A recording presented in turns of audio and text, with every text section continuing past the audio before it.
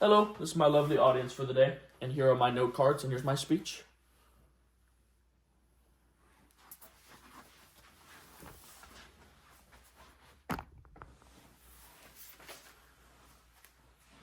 So the setting is 1963, where many events took place. John F. Kennedy, the President of the United States at that time, was unfortunately assassinated. The I Have a Dream speech, the popular speech by Martin Luther King Jr., was told. And lastly, a very popular group called the Beatles were at the come up at that time.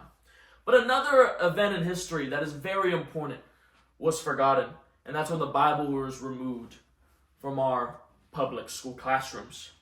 This came about with the Supreme Court case of Binghamton School District versus Shemp. Now, 60 years later, and our school district is in shambles. 350 shootings were reported back in 2023, and over 40% of students had reported that they had experienced bullying at their time. These stats are important for us to know, and it's very alarming because students and the classroom and the schools is where our young people is molded. They spend the most time there, and that's the place where we ought to bring a great environment, a safe environment where they can grow and a place for them to succeed. So that's why these stats are very alarming. So the Bible being removed is very disappointing because it's a book that has so many stories of wisdom, where it has instruction and good moral teaching. So today I'd like to talk about the violence that schools are going through, the bullying, the terrible environment, the unacceptable behavior that's taking place. And I'd like to talk about how that can be limited with the Bible returning once again, having to come back in our schools.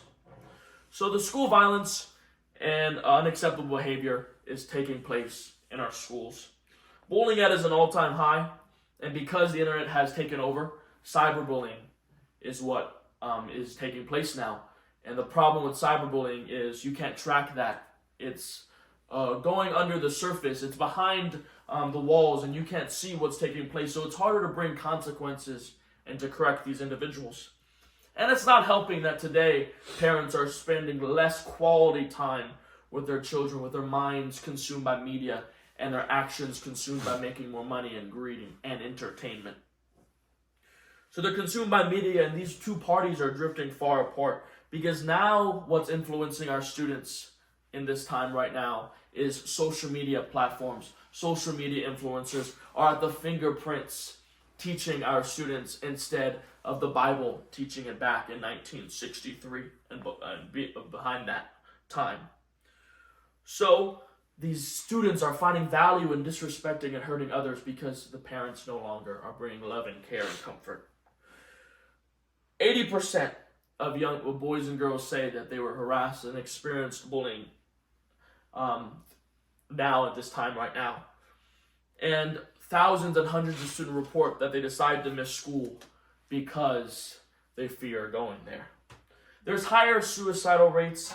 Mental health issues are on a rampage right now. And the leading cause of deaths, research says, was school shootings back in 2023. Yeah, and you may say that there's many causes of this.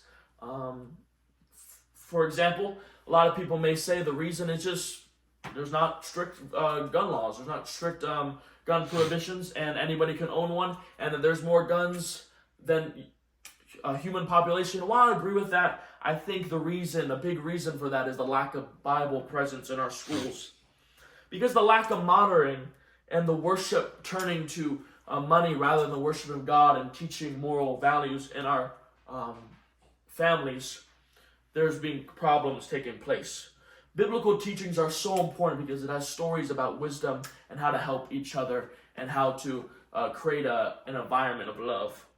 Phone usage is at a great high, and social media platforms are telling young people that and encouraging that it's okay to torment and bring torment to your school.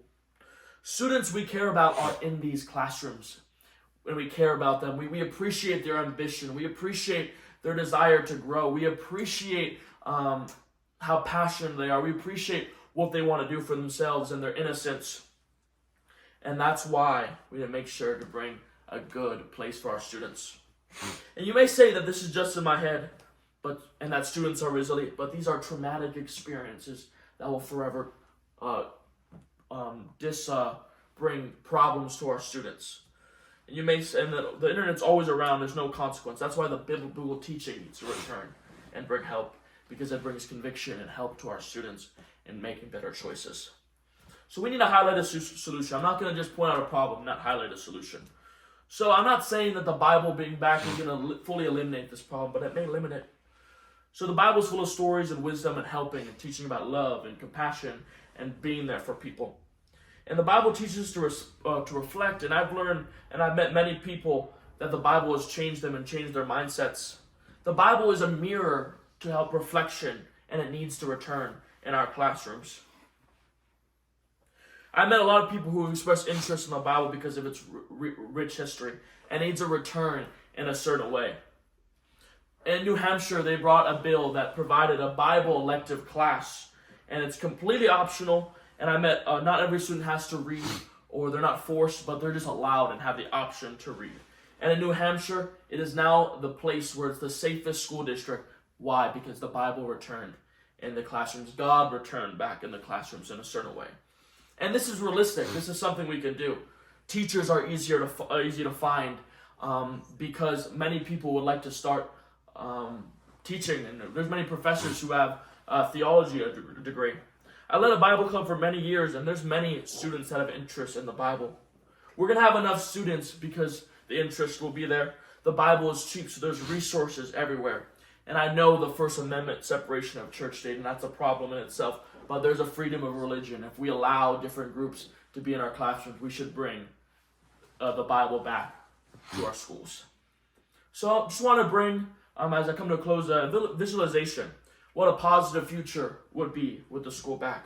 We have more behaved students, a greater future, better education, better friendships, better memories made. More job opportunities would come for new teachers and more professors. We'd have more attendees at our church, which would help pastors in our community.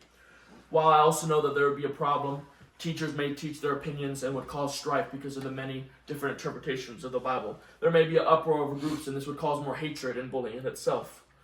But I like to say, I think this is possible because we'll just make sure to have the teachers teach the guidelines and make sure to teach what they're supposed to be teaching. And I think we would definitely get interest. So just to wrap this up, I definitely think the Bible should return. I believe the Bible should return, and that it will eliminate the school violence and unacceptable behavior in our classrooms. There's too much violence going on and too much issues, and we need to bring awareness and how the Bible can bring impact in that. We need to tell our friends about that. We need to tell each other about the influence of the wisdom of the Bible. We need to read it more and share its teachings. And the Bible has stood the test of time with being the most popular book in history. Let it prove us once again by making a comeback in our school classrooms. That's my speech, and here's my audience again.